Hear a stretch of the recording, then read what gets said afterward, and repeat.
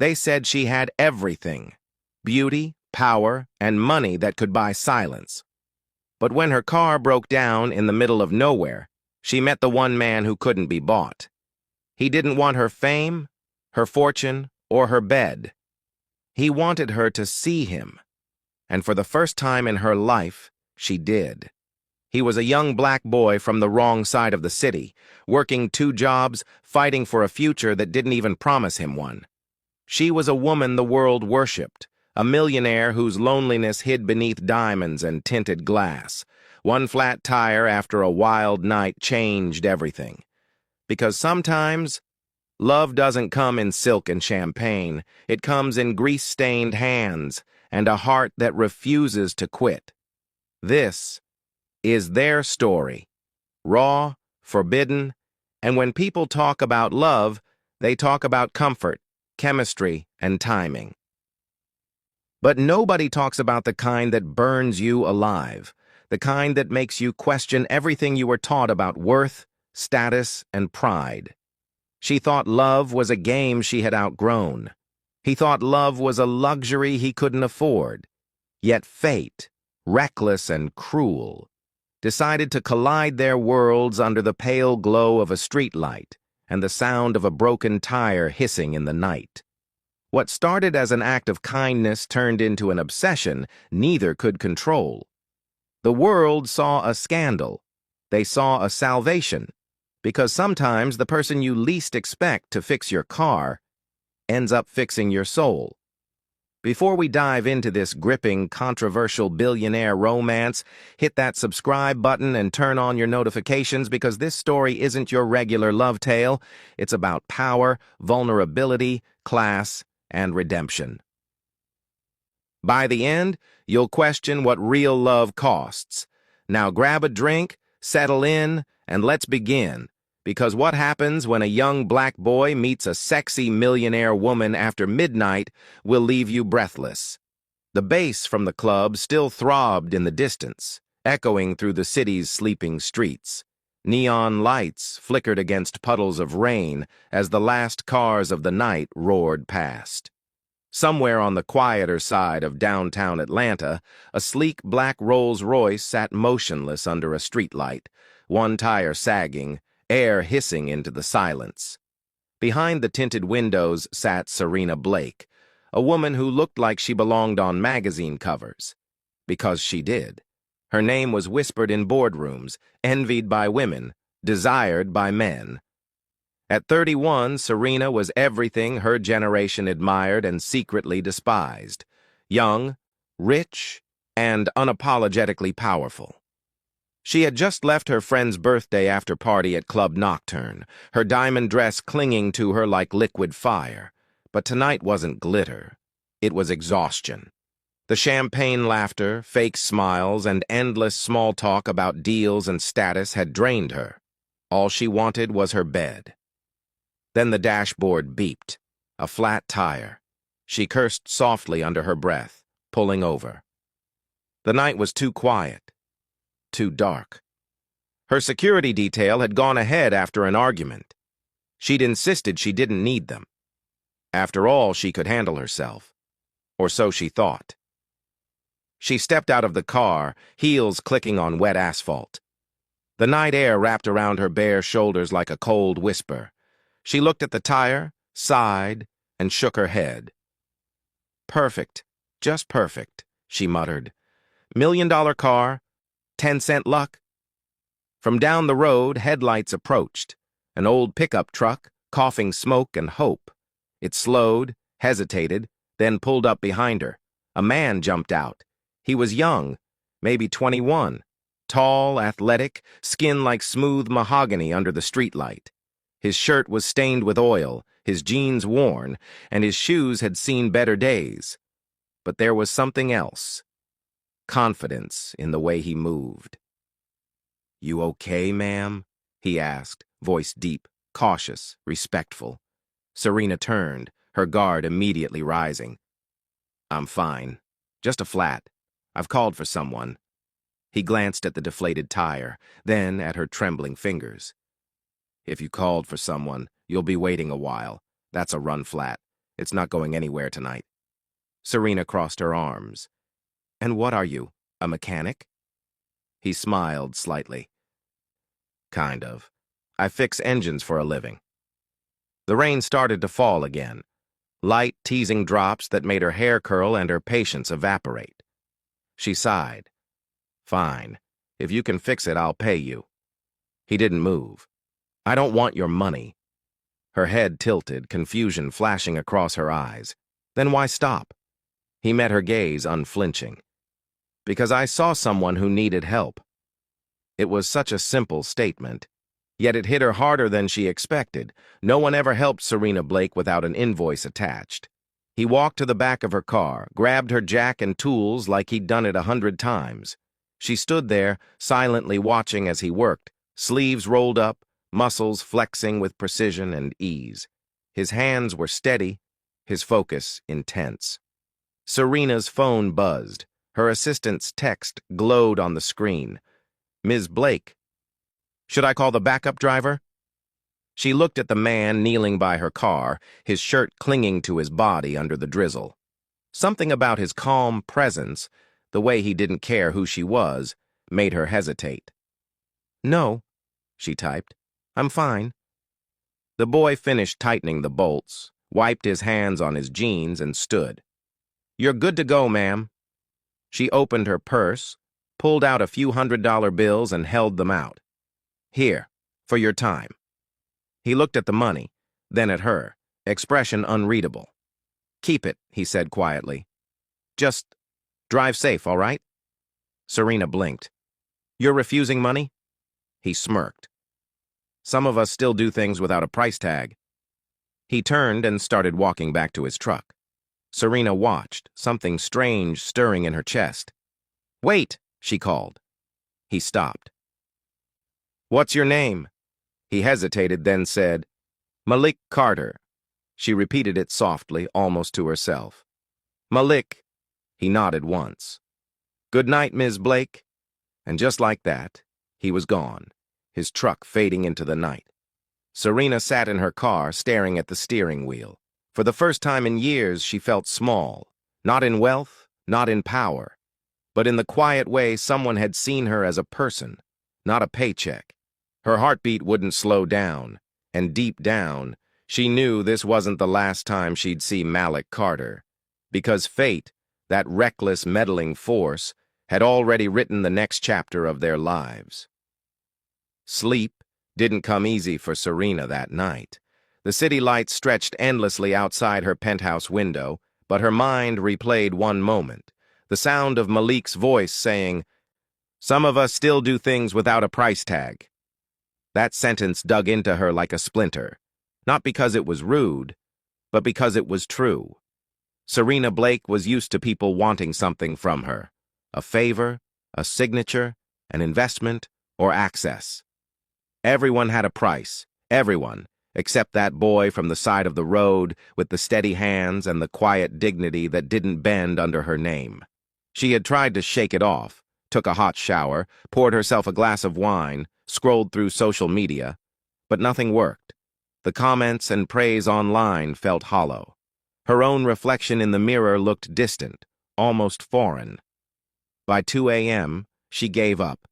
She sat by the window, city lights glittering beneath her like scattered stars, and whispered under her breath, Who are you, Malik Carter? Morning brought the usual chaos. Her assistant, Nora, was already waiting in the kitchen with her tablet and a latte. Good morning, Ms. Blake. Your 9 a.m. investor briefing is moved to 10. I also sent you the files on the resort expansion in Miami. Serena nodded distractedly, scrolling through her phone. Thanks, Nora. But she wasn't looking at emails. She was searching auto shops near downtown. Are you looking for a new car, ma'am? Nora asked lightly. Serena snapped her phone off. No, just something. Nora tilted her head but didn't push further. She'd worked with Serena long enough to recognize that tone, the don't ask questions one. By noon, Serena found herself behind the wheel again, in a low-key black Mercedes this time. Her Rolls was in for service, but she wasn't thinking about luxury today. She was driving through a part of Atlanta she hadn't been in years, far from the marble floors and glass towers she called her world. The streets grew narrower, livelier. Food stands, barbershops, corner stores, the kind of places where people actually talk to each other instead of hiding behind screens. She pulled up in front of a small auto shop with a fading sign, Carter and Sons Auto Repair. Her pulse quickened. Carter. She stepped out of the car, adjusting her sunglasses, the click of her heels attracting glances. Inside, the air smelled like oil and burnt rubber. Tools clattered in the distance, and then she heard that voice. "Told you, Ricky, the gasket's cracked, not the manifold. You fix the wrong thing, and you'll blow the engine before it leaves the shop." She turned. Malik stood beside a half-dismantled car. Grease smudged across his forearm, his hair tied back in a messy bun. He looked younger in daylight, but no less composed. When he finally looked up and saw her, the wrench nearly slipped from his hand. "Ms. Blake?" Serena smiled faintly, removing her sunglasses. "You remember me. That's good. Hard to forget the woman who tried to pay me a small fortune for changing a tire." His teasing tone caught her off guard. She laughed. A soft, genuine sound she hadn't made in a long time. "I came to say thank you. Properly this time." Malik wiped his hands on a rag. "You already did. You're safe.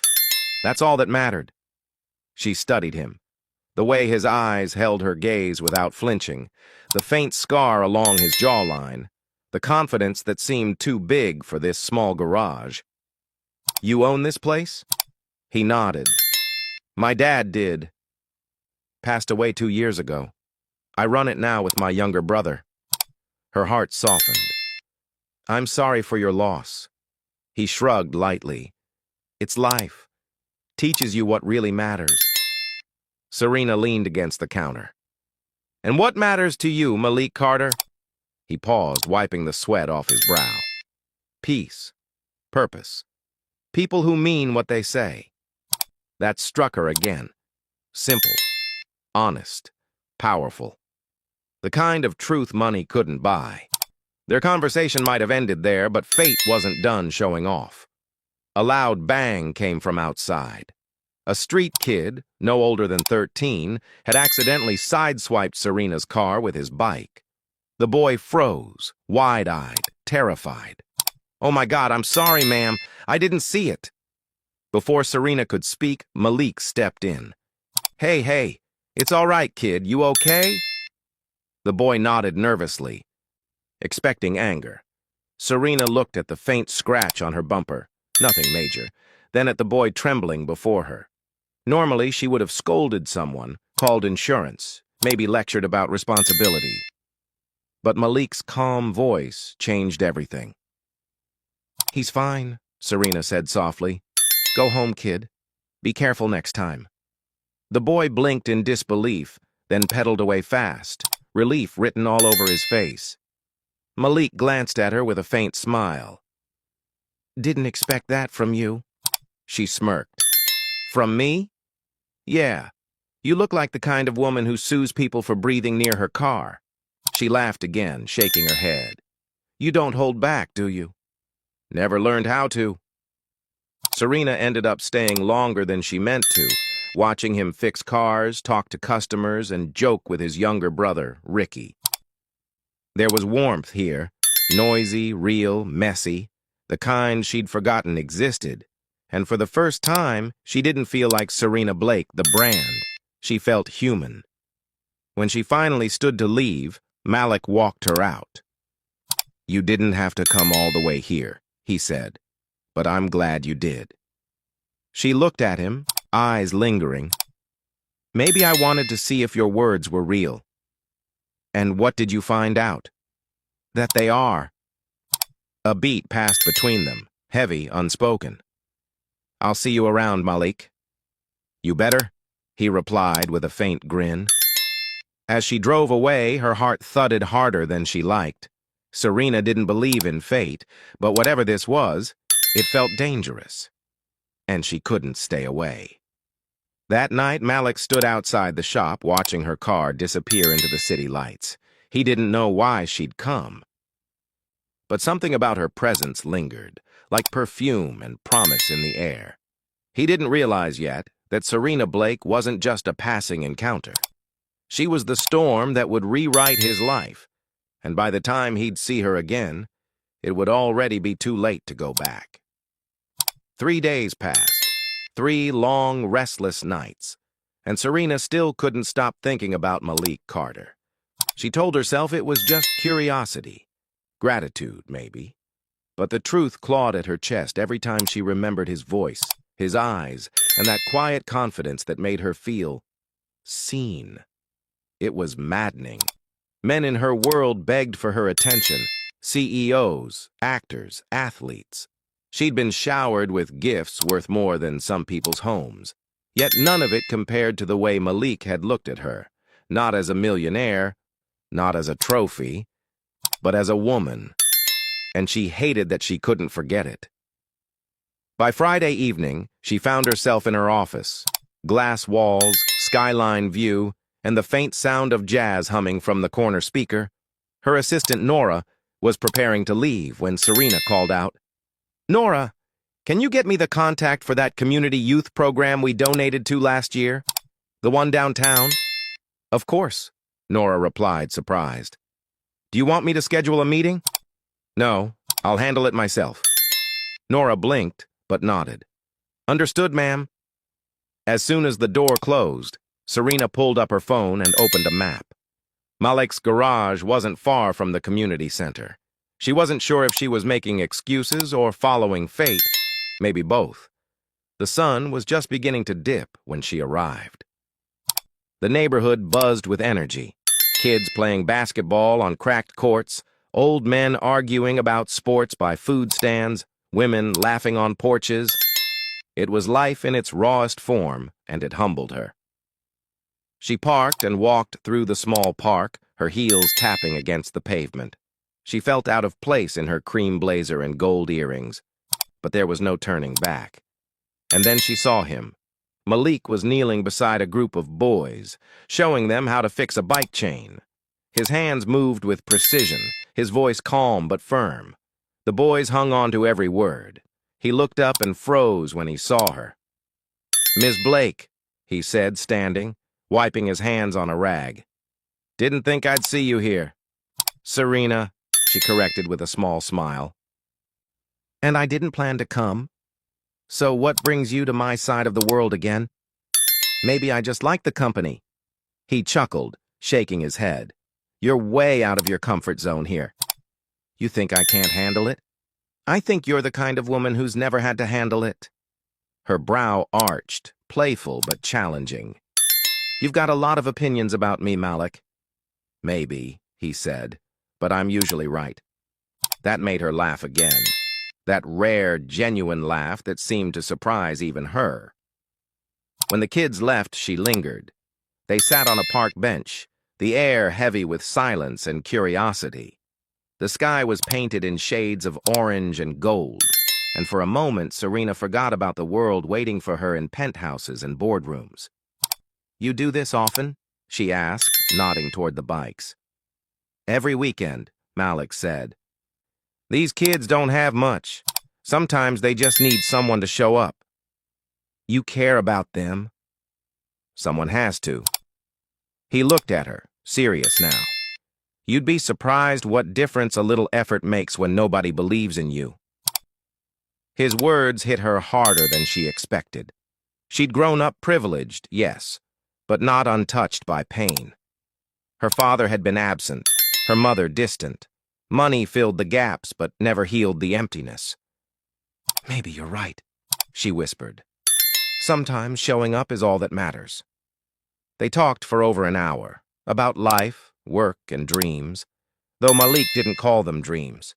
He called them goals. He told her about losing his father young, about working to pay bills and keep his brother in school. Serena listened like no one else existed. "You know," Malik said finally, "I never understood people like you." "People like me?" "Yeah, the ones with everything. The ones on magazine covers in cars worth more than this whole block. What don't you understand? She asked quietly. How you can have everything and still look so damn lonely? The words stabbed deeper than he knew. Serena froze, unable to find her voice. I'm sorry, he added quickly. That was... No, she cut in softly. You're right. He looked at her, surprised. Having everything, she continued, doesn't mean having peace. It just means having fewer excuses for your emptiness. For a long time, neither spoke. The world around them blurred. Just two people from different planets, caught in a moment that shouldn't have existed but did. By the time the sky turned dark, Malik offered to walk her to her car. They stopped by the curb, a soft breeze brushing between them. You ever think maybe we met for a reason? Serena asked, her voice low. He smiled faintly. You believe in that kind of thing? I used to. Then life made me cynical. Maybe it's trying to change your mind. She looked up at him, really looked, and for the first time she noticed the small details, the tiny scar near his eyebrow, the way his lashes were too long for his own good, the warmth behind his eyes when he smiled. It was disarming, dangerous, addictive. Good night, Malik. Good night, Serena. He didn't move, and neither did she. Their eyes locked, unspoken electricity sparking between them, before she finally turned and got into her car. As she drove off, Malik stood there, hands in his pockets, heart pounding. He didn't want to admit it, but she was getting under his skin.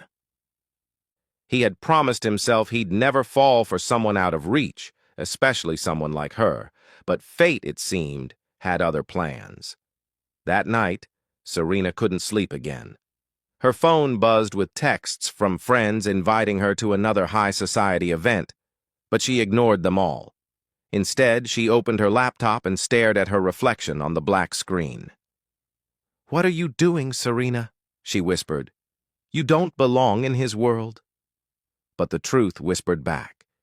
And yet, that's the only world that ever made you feel real. Somewhere across town, Malik lay awake too, the sound of crickets filling the silence. He tried to focus on invoices, repair orders, and bills, but every time he closed his eyes, he saw her, Serena Blake, standing in that park, her perfume mixing with the evening air. Don't be stupid, he muttered to himself. She's not for you. But the more he told himself that, the more his heart refused to listen, because what started as gratitude had become curiosity, and curiosity for both of them was becoming something neither could control. The night gleamed with the kind of luxury Malik had only seen in movies. Serena's hand rested lightly on his arm as they stepped out of her black Rolls-Royce Phantom, the glittering lights of the Montevera rooftop gala stretching before them. Cameras flashed, laughter echoed, and for the first time in his life, Malik felt the weight of every curious gaze on him. He wasn't used to this world of polished glass, tuxedos, champagne flutes, and whispered judgments. The women wore diamonds heavier than his paycheck, and the men looked like they'd never known the feel of grease beneath their nails. But Serena, she fit here like a queen born of the night. Her long, dark gown hugged her curves, the slit revealing legs that shimmered under the golden light.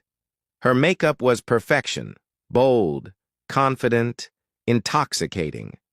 Every head turned as she walked, and every head stayed turned when they realized who she walked in with. Malik, the young black mechanic from the wrong side of the tracks. She smiled up at him, unfazed by the stares. Relax, she whispered, her voice silky with mischief. They're just jealous they didn't find me with a flat tire. Malik smirked, trying to play it cool. Guess luck works both ways. But deep down, his pulse hammered. He could feel their eyes, probing, judging, waiting for him to make a mistake that would confirm he didn't belong. Serena led him through the crowd like a storm in heels, introducing him to men who offered tight smiles and women whose compliments dripped with fake sweetness. Serena Darling, one of them, a platinum blonde in a sequined dress, purred. "You always bring such surprises. Who's your handsome friend?" "Malik," Serena said smoothly, with pride that caught him off guard. "He's the one who saved me last weekend." "Saved you?" The woman's eyebrows rose. "Oh, how heroic!" Her tone was laced with mockery, and Malik caught the faintest smirk tugging at her lips. He clenched his jaw, forcing a polite smile. "Yeah," he said evenly. "Just doing what any decent man would do." Serena's eyes flickered toward him, a flicker of respect glimmering beneath her playful demeanor. But that was the thing about this world. It tested you in ways you couldn't see coming. And Malik's test came when one of Serena's old friends made his entrance. Leonard Kavanaugh, billionaire heir, ex-lover, and the kind of man who thought charm was currency and arrogance was an accessory. "Serena," Leonard drawled, approaching with a glass of champagne in hand. His gaze slid to Malik. "And you must be the good Samaritan I've heard so much about." Serena stiffened, but Malik extended his hand politely. "That's me."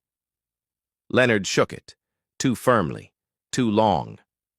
"Tell me, Malik," he said with that effortless smirk. "What do you do exactly? Aside from fixing tires, of course." The laughter around them was low but cutting. Malik didn't flinch. "I run a small repair shop downtown," he said simply. "Not much, but it's honest work." "Ah," Leonard said, feigning interest. "How quaint." Serena's jaw tightened. "Leonard!" But Malik held up a hand, his voice calm. "Hey, I get it. Not everyone can handle a little dirt under their nails." The silence that followed was thick. Then Serena smiled. A proud, dangerous smile that made Leonard shift uncomfortably. "Excuse us," she said, looping her arm through Malik's and pulling him toward the balcony. Outside, the city glittered below them. The music thumped faintly through the glass, but for a moment it was just them, the billionaire and the mechanic, standing between two worlds that didn't know how to coexist. "You handled that well," Serena said softly, sipping her champagne. "Leonard's a vulture. He feeds on weakness." Malik leaned against the railing. "Yeah, well, I've dealt with worse on the streets." She looked at him, curiosity dancing in her eyes. "You don't scare easily, do you?" He met her gaze. "Should I?" That silence again, charged, magnetic, heavy with everything unsaid. Serena turned away, exhaling slowly. "You don't belong in this world, Malik. They'll never accept you." He shrugged. "I didn't come here for them." Her eyes snapped back to his. "Then why did you come?" He took a step closer, lowering his voice. "Because you asked me to." The tension crackled like static. For a moment, it wasn't about class or status. It was about two people drawn together by something neither could explain. Then, like fate mocking them, Leonard appeared at the balcony door. "Serena, the press wants a photo," he said smoothly. "You know how they love a comeback story." Serena's smile faded. She turned to Malik, conflicted. "I'll be right back." But as she walked away, Malik caught the flash of guilt in her eyes. The woman who commanded the world inside that ballroom suddenly looked unsure. He watched her pose beside Leonard, cameras flashing like lightning. And for the first time, Malik felt the sting of realization. Maybe he wasn't just an outsider. Maybe he was her escape, her secret rebellion against a world she'd never truly left. As the cameras captured her smile, his chest tightened. He turned away from the glass, fists clenched. He had saved her that night on the road. But this? This was a battlefield of pride and power he didn't know how to survive. And somewhere behind that glittering smile, Serena knew it too. Because the truth? She wasn't just introducing him to her world. She was testing how far he'd go to stay in it. And neither of them realized that this night, the night their worlds collided, would be the night everything began to change. The gala was supposed to end with laughter and champagne, but for Serena and Malik, it ended with silence. The kind of silence that screamed louder than words. Back in the car, the tension between them was thick enough to slice through. The night air was cool. The city lights stretched endlessly ahead, but neither spoke. Serena's eyes were fixed out the window, her reflection unreadable in the glass. Malik sat beside her, fists balled on his knees, fighting to keep the anger in check. Finally, he broke. "You didn't have to let him touch you like that." Her head whipped around. "Excuse me?" "At the balcony," he said, jaw tightening. "Leonard, you let him put his hand on your waist like I wasn't even there." Serena's lips parted in disbelief. "It was for the cameras, Malik. You think I wanted that?" "I don't know what to think," he shot back. "All I saw was a woman who didn't seem too bothered standing next to the same man who was mocking me minutes earlier."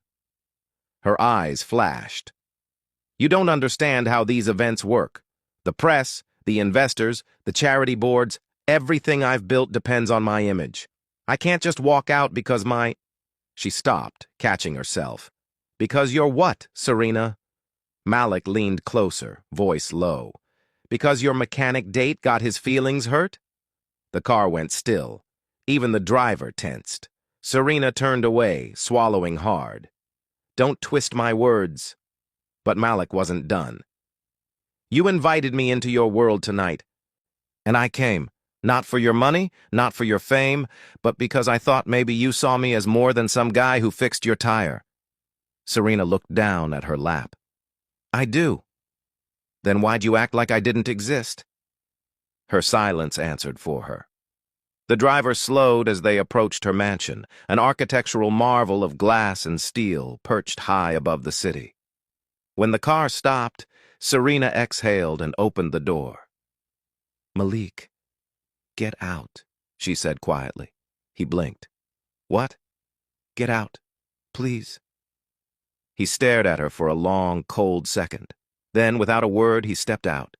The door slammed shut and the car rolled away, leaving her in front of her gates, alone. But Serena didn't go inside.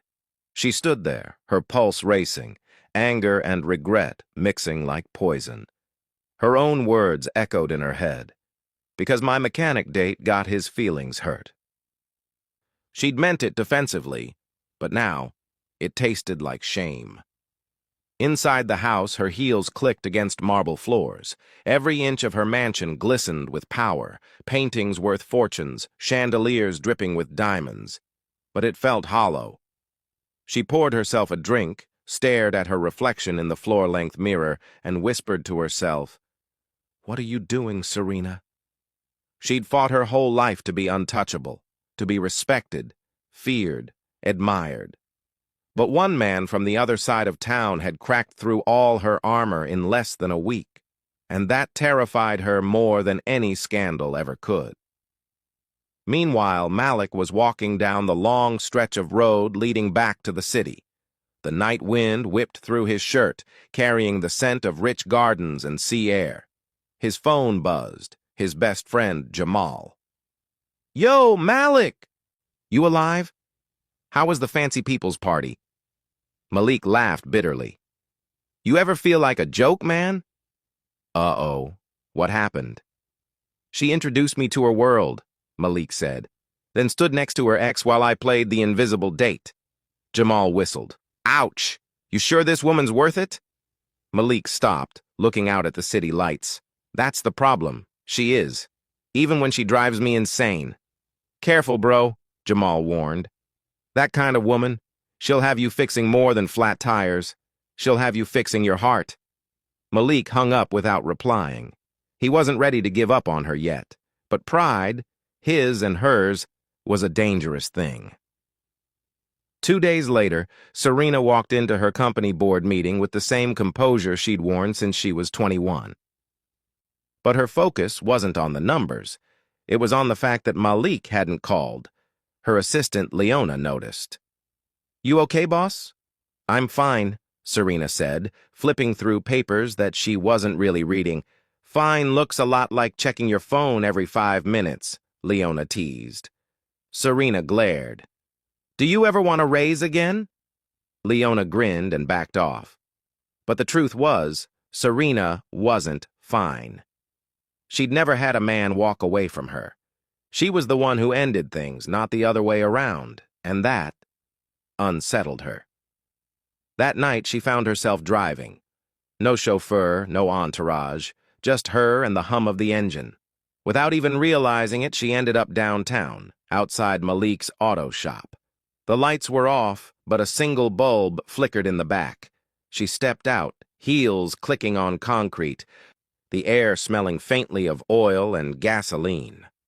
Malik looked up from beneath a car hood, eyes widening slightly. "Serena." She crossed her arms, her tone defensive to hide the nerves. "You're hard to reach." "I've been busy," he said, wiping his hands on a rag. "You know, doing quaint things." She winced at her own words thrown back at her. "Malik, I didn't mean—" "You did," he cut in. "And that's fine. You don't have to apologize for being who you are. But don't ask me to be ashamed of who I am either." Serena took a step closer. "I'm not ashamed of you." "Then prove it." Her breath caught. "How?" He met her gaze, his voice low and steady. "Stop hiding behind your world. Stop treating me like a secret you're afraid to be seen with." The silence was electric. She stared at him, her pulse racing, her pride crumbling in pieces. Then she whispered, "You think I'm scared of what people think?" "I think you're scared of what you feel," he said. The words hit her harder than she wanted to admit. And before she could think, she reached out and grabbed his collar, pulling him close. Their lips met, rough, desperate, unplanned. For a moment, all the noise, the judgment, the class difference, the anger, faded away. It was just them, fire and gasoline. When she finally pulled back, breathless, she whispered, "Does that look like fear to you?" Malik smiled faintly. "No. But it does look like trouble." Serena smirked, her lipstick smudged, her heart racing. "Then maybe I like trouble." But deep down, both of them knew this was more than trouble. This was a collision neither of them could undo. Morning sunlight filtered through the blinds of Malik's small apartment. The sheets were tangled, the air still heavy with the lingering warmth of the night before. Serena lay beside him, bare shoulders against his chest, her breathing soft and steady. For once, she wasn't the woman the world knew. She wasn't the billionaire socialite, the CEO, the icon. She was just a woman who had finally stopped fighting what she felt. Malik brushed a strand of hair from her face, his fingers gentle. For the first time, he allowed himself to imagine what it might be like if they, could exist without judgment, without wealth, without fear. But fantasy is fragile. Because as Serena's phone began to buzz non-stop on the nightstand, the world that lived outside those walls came crashing back in. She blinked awake, reaching for it with a frown. The second she saw the notifications, the gossip headlines, the private messages, the emails, her blood ran cold. "Serena?" Malik murmured, half asleep. "Everything okay?" She didn't answer. She just sat up, scrolling rapidly through the news feeds. Her name was everywhere. Breaking. Billionaire Serena spotted with mystery man in the city. New romance or scandal? Exclusive. Serena's midnight lover identified. From mechanic to millionaire's bed? Her breath caught. Photos from the gala. The balcony scene, the car, even the shadowed outline of her rolls parked outside Malik's shop last night. Someone had been watching. Someone had followed her. She turned to Malik, eyes wide, heart pounding. They know. Malik, they know. He sat up, rubbing his face. What do you mean, they? The media, she said, her voice trembling for the first time since he met her. My board, my investors. Leonard, they're going to destroy me for this. Destroy you? Malik frowned. For what? For being with someone who doesn't wear a $10,000 suit? You don't understand how vicious they are, she said, standing up and pulling on her robe. They'll twist this into something ugly. Say you're using me, that I'm having some kind of meltdown. I could lose everything. Malik stood too, his voice rough. So what? You're going to pretend last night didn't happen? She hesitated, and that silence said enough. Unbelievable, he muttered, running a hand over his hair. You can own half the damn city, Serena, but you can't even own what's real. She turned, her tone sharp. Don't you dare make this about pride, Malik. I have a reputation, a company, and I have dignity, he cut in. But that doesn't seem to mean much in your world, does it? She flinched like the words had struck her. For a moment, neither spoke. Then she whispered, You think I don't care about you? I think you care as long as nobody else sees it. He grabbed his jacket and headed for the door, his chest heavy, his throat tight. Serena took a step forward. Malik, please. But the door slammed shut behind him before she could finish. And just like that, the line between their worlds became a wall again. By noon, the internet was on fire. Every gossip outlet had its version of the story, each more scandalous than the last. From mechanic to mansion, the Cinderella man who caught Serena's heart. Power, lust, and reputation, Serena's forbidden affair. Leonard Kavanaugh, of course, added fuel to the flames. At a charity brunch conveniently timed for the chaos, he smiled for cameras and said, I just hope Serena finds stability. It's easy to confuse infatuation with love when you're vulnerable. It was a knife disguised as concern. When Serena saw the clip online, rage burned hot in her chest. She called her PR manager, ordered press statements, scheduled an emergency board meeting. Every move she made was precise, controlled, ruthless. The Serena the world knew. But under the surface, panic was setting in. And Malik? He watched it all unfold from his shop, the TV in the corner blaring headlines that painted him as a joke. A man chasing a billionaire's bed for fame. His phone blew up with reporters, strangers, even customers. Jamal walked in, shaking his head. Bro, you're trending, and not in a good way. Malik didn't look up from the car engine he was working on. Yeah. Figures. What you gonna do? Malik's hands tightened around the wrench. Nothing. I'm done chasing a world that never wanted me. That evening, Serena stood before the board. 12 men and women in suits that cost more than Malik's car.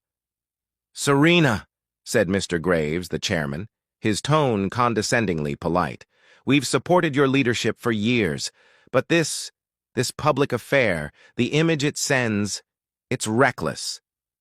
It's personal, Serena said through gritted teeth. Not when it affects shareholders, he replied. The Kavanaughs are threatening to pull funding from the Blake Foundation. We need a statement, publicly deny it, and this goes away. Serena went still. You want me to deny him? Graves leaned back. That's how you protect your empire. Her nails dug into the table. She'd built this empire brick by brick, fought through sexism, greed, betrayal, and now they wanted her to sell her soul for image. After a long pause, she said quietly, I'll think about it. But her voice trembled, because she already knew what that choice meant. Later that night, Malik was closing up the shop when headlights flared outside. Serena's car. She stepped out, wearing jeans and a hoodie, nothing like the woman who ruled boardrooms. Her eyes were tired, her voice soft. Can we talk? Malik hesitated, then nodded. Inside, she took a shaky breath. They want me to deny it. To deny you. And? He asked flatly. I can't, she said. I won't. He stared at her. You sure about that? Because you've spent your whole life protecting that image.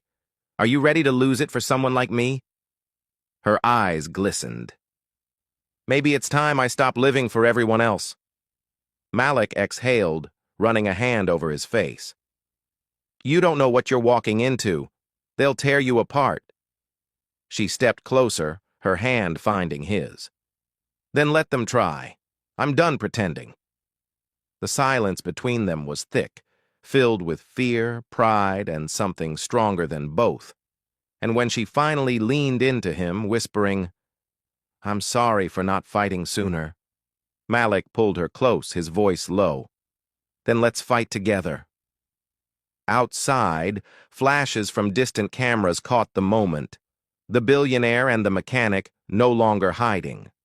And by morning, their kiss would become the most talked-about image on the internet, a declaration, a scandal, a revolution of love and defiance. The world had chosen its villain and its victim. Unfortunately, both wore Serena's name. By sunrise, every major news channel replayed the image of her and Malik locked in a kiss outside his shop. The photo went viral, cropped, edited, twisted into headlines that painted her as reckless, impulsive, and scandalous. The billionaire who lost her mind over a man who didn't even own a tie. Her PR team begged her to deny it. Her board threatened to suspend her. Her so-called friends disappeared overnight. But Serena didn't flinch. For the first time, she refused to run. She stood before a sea of cameras outside Blake Enterprises headquarters, her dark hair tied back, a sleek black suit framing her defiance. I won't apologize, she said clearly, her voice echoing across microphones. Who I choose to love is no one's business but mine. My relationship does not diminish my achievements, nor does it define my worth. The crowd erupted with flashes and gasps. Some clapped, some jeered, but Malik, watching from his small TV at the shop, felt his chest swell with pride and fear. Because the moment she said those words, she'd made herself a target. Hours later, the backlash came like a storm. Share prices dropped by 8%. Sponsors pulled out of charity galas. Leonard Kavanaugh, ever the opportunist, held his own press conference. It's heartbreaking, he told the cameras, wearing his best sympathetic face. Serena's personal choices are her own, but when a leader's emotions cloud their judgment, it affects all of us who've invested in her vision.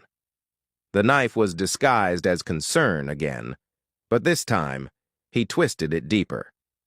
That afternoon, Malik's shop was broken into. The front windows shattered, the office trashed, the computers gone. Spray painted across the wall were 3 words that made his blood boil. Gold digger lover. The cops came and went, taking reports and empty promises. Malik stood there in the mess, shaking his head. They really think I'm using her, he muttered. Jamal placed a hand on his shoulder. You're dating a millionaire, bro. People love tearing down what they don't understand. Malik clenched his jaw. Yeah, but I'm not letting them win. Meanwhile, Serena's war raged on behind glass walls and polished desks. Board members whispered about replacement candidates.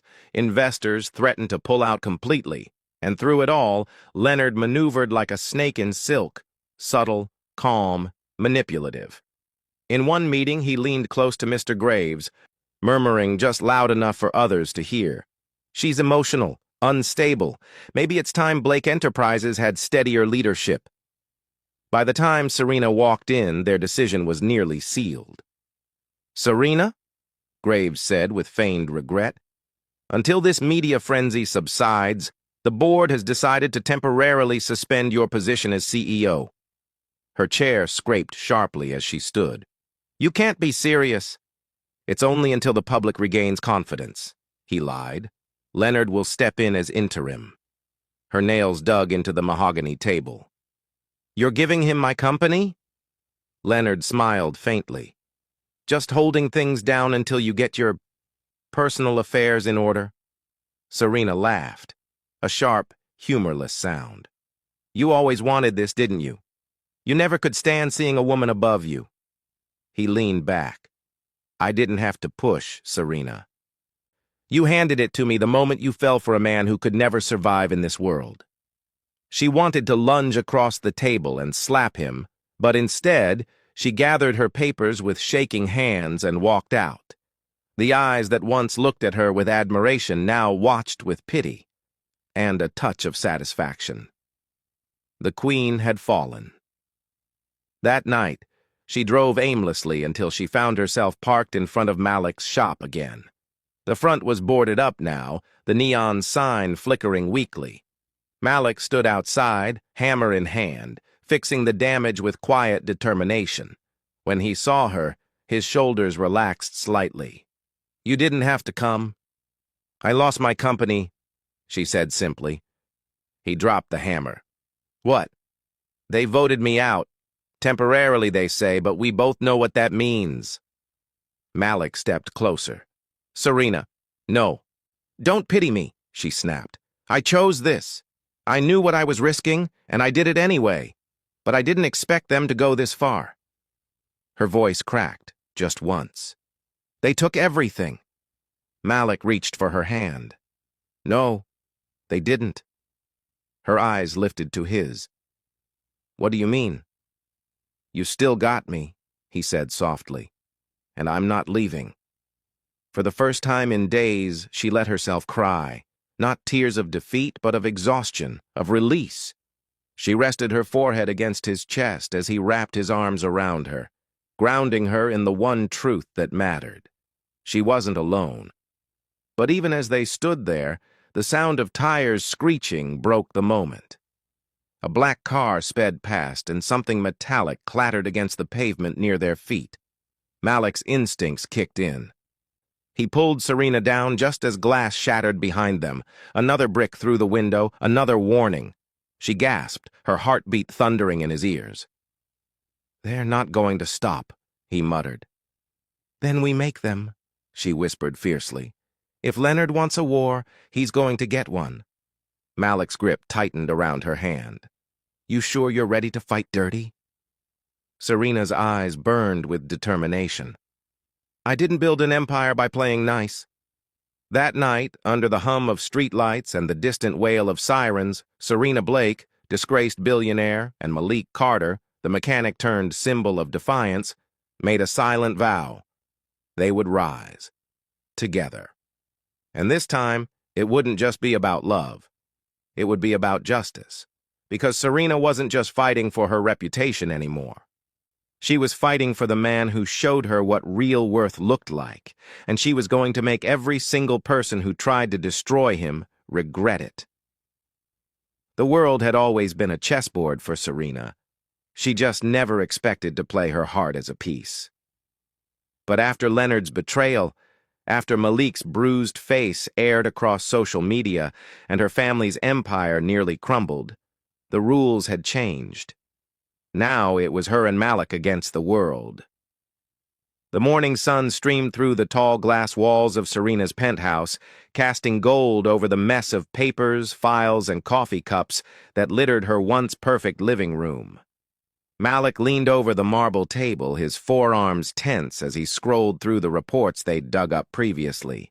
Serena, barefoot and in a silk robe that clung to her like liquid fire, stood at his side, her expression sharper than any boardroom glare. Leonard's been siphoning company funds through dummy charities for years, Malik muttered, his tone dark. He's been laundering donations meant for sick kids, Serena, the same money you've been fronting for PR. He turned to her, eyes locking on hers, equal parts rage and admiration. And now, we bury him. The air between them pulsed with electricity. The same charge that had always existed between them, only now it carried something more dangerous. Unity. By noon, Serena had called a press conference, not at her company headquarters, but in the very same community center Malik had once helped rebuild. Cameras lined the streets. Reporters jostled for position. Serena stepped up to the podium. Every inch the queen she was born to be. But her voice carried the warmth of a woman who had finally found her truth. "I built my name on luxury and ambition," she began, her tone steady but emotional. "But somewhere along the way, I forgot that real wealth isn't measured in numbers. It's measured in integrity," the reporters whispered. Some scoffed. But Serena wasn't speaking for them. She glanced toward Malik, who stood a few paces back, arms folded, silent but proud. "I stand before you today to expose what's been hidden. Not to protect my empire, but to restore the trust that's been stolen from every person who ever believed in us." She tapped a small button on the table. Screens behind her flickered to life, showing bank transactions, offshore accounts, and the face of a very nervous Leonard. The gasps rippled through the crowd like a wave. "Leonard," Serena continued, "use the name of Blake to steal millions, but I will not be silent anymore." In that moment, she wasn't just a millionaire socialite. She was a woman reclaiming her narrative. That night, the city buzzed with shock. Headlines blared, "Blake exposes corruption within her own ranks," and "Unknown partner helps bring down corporate giant." In the penthouse, the tension between Serena and Malik broke like a fever. She found him on the balcony, his shirt unbuttoned, eyes lost in the lights below. "You did it," he said quietly. "You burned the empire and rebuilt it in one speech." Serena smirked, stepping closer until her scent enveloped him. Something wild and expensive. "No, we did it." Her hand brushed his chest. Not tentative, but sure. "You believed in me when the world laughed. That means more than all of this." He turned, his gaze tracing her face like he was memorizing it. "You think I did this for your company?" Her lips parted, but before she could reply, he kissed her. It wasn't gentle, it wasn't rehearsed. It was everything they'd both been holding back. The anger, the attraction, the loyalty forged in fire. Serena gasped against his lips, then melted into him, her hands gripping his shoulders. The city blurred around them. Nothing existed but the taste of redemption and the echo of two hearts that had stopped fighting and finally surrendered. Later, wrapped in silk sheets, the chaos of the day finally behind them, Malik traced slow circles on her skin. "You know what I realized?" he murmured. Serena smiled sleepily. "That I'm impossible?" He chuckled softly. "That love doesn't make you weaker. It makes you dangerous." Her eyes opened, warm and glistening. "Dangerous how?" "Because you fight different when you've got something to lose." She studied him. This boy from the streets who'd just gone to war with her world and won. The man who had taught her that power wasn't about control, it was about courage. And for the first time in her life, Serena didn't feel like she was pretending to be someone else. She felt alive. The next day, a viral video surfaced. Leonard, in handcuffs, shouting as federal agents escorted him out of his mansion. Serena and Malik watched the footage on her living room TV. Malik grinned. "He's going down for years." Serena turned to him, her expression soft. "And what about you?" He raised a brow. "What about me?" "You didn't just help me," she said. "You changed everything.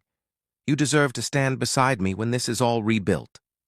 He hesitated, pride flickering in his eyes. "I'm not your charity case, Serena." Her lips curved faintly. "And I'm not your princess. But maybe we can be equals." That line hung in the air, fragile and beautiful. Then Malik smiled.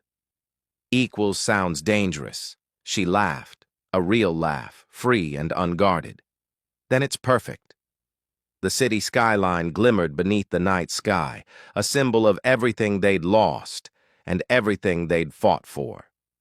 Serena Blake and Malik Carter weren't just lovers. They were partners in power, redemption, and rebellion. And as they stood on that balcony, the world beneath them buzzing with gossip and praise, they both knew something unspoken. This wasn't the end. This was the beginning of their empire. The storm wasn't over, just redirected. For a while, Serena and Malik were unstoppable. Their love story became the talk of every social feed and media outlet. People admired their courage, their unity, and the poetic irony that a young black man from the streets had helped rebuild an empire that once looked down on him. But power always comes with a price. 2 weeks after Leonard's arrest, Serena sat in her boardroom surrounded by executives. The same faces that once whispered behind her back now hung on every word she said. Malik stood beside her, silent but solid, his presence commanding quiet respect. "I'm not here to rebuild what we lost," Serena began. "I'm here to redefine what we stand for. This company isn't about wealth anymore. It's about integrity, equality, and second chances." Her eyes shifted toward Malik. "And no one understands that better than the man beside me." Some of the older shareholders exchanged uneasy glances. One cleared his throat. "Miss Duval, with all due respect, public sympathy won't last forever. The media's interest will fade. The board—" Serena's voice cut through him like glass. "The board works for me, and as long as my name is on this building, Malik Carter has a seat at this table." It wasn't just a statement. It was a declaration. Malik's jaw flexed, a quiet pride rising in his chest. She wasn't just defending him.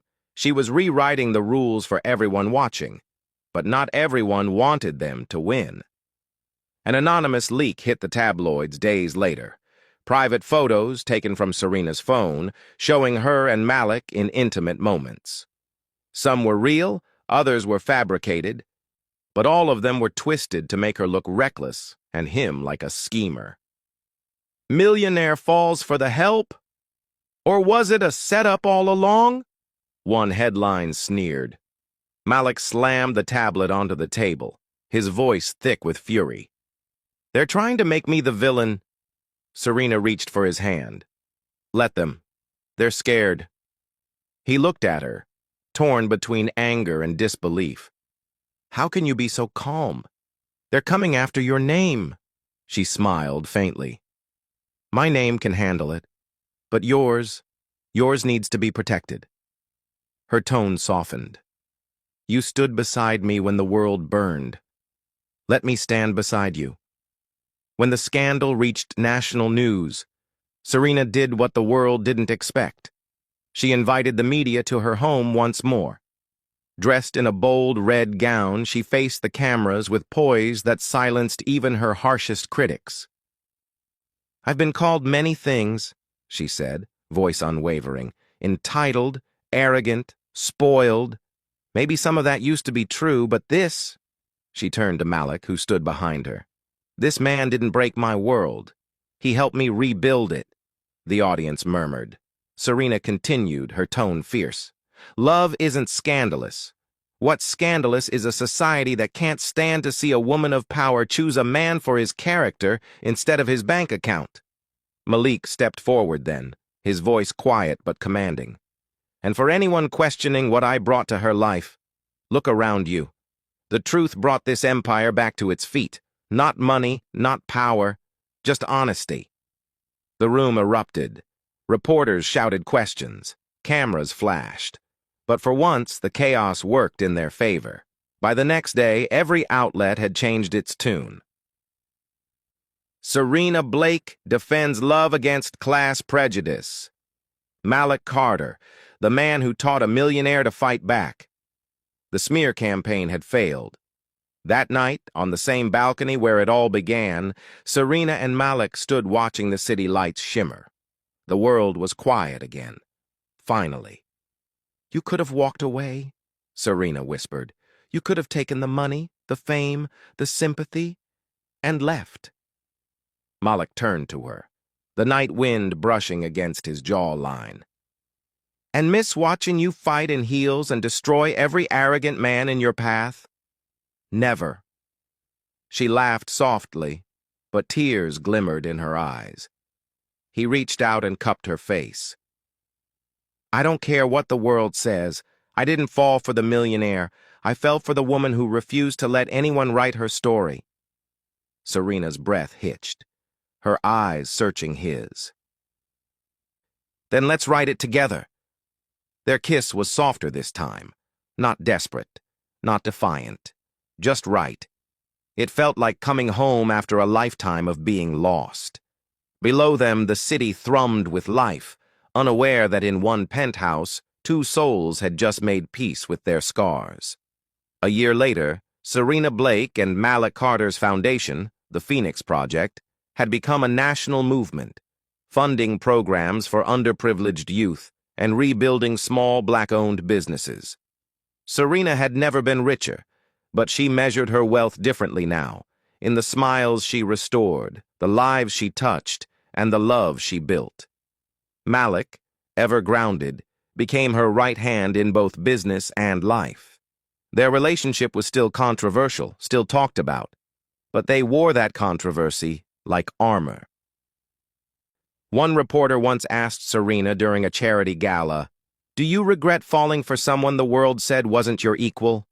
She smiled, her eyes finding Malik across the room, surrounded by young entrepreneurs. "Of course not," she said. "He didn't rise to my world. I finally rose to his." The story of Serena and Malik isn't just a tale of wealth and desire. It's a rebellion. It's proof that love can challenge the unspoken rules of power, race, and class. They began as opposites, a streetwise mechanic and a millionaire socialite. But what they built was beyond money, beyond status. They taught the world that vulnerability isn't weakness. It's the truest form of power, that no matter how high the walls of class divide may seem, love, when it's real, climbs over them. And when Serena Blake kissed Malik Carter on that final night, it wasn't just a victory, it was vindication. What do you think? Can love between two people from such different worlds truly last when the world refuses to understand them? Would you fight for someone if it meant standing against everything you were raised to believe? Tell us your thoughts in the comments below. Your story might just inspire our next one. If you loved this story of power, redemption, and forbidden love, don't forget to like, subscribe, and turn on the notification bell, because we're just getting started with more billionaire love stories that challenge everything society tells us about who we should love. Until next time, remember, sometimes the richest hearts are found in the poorest places.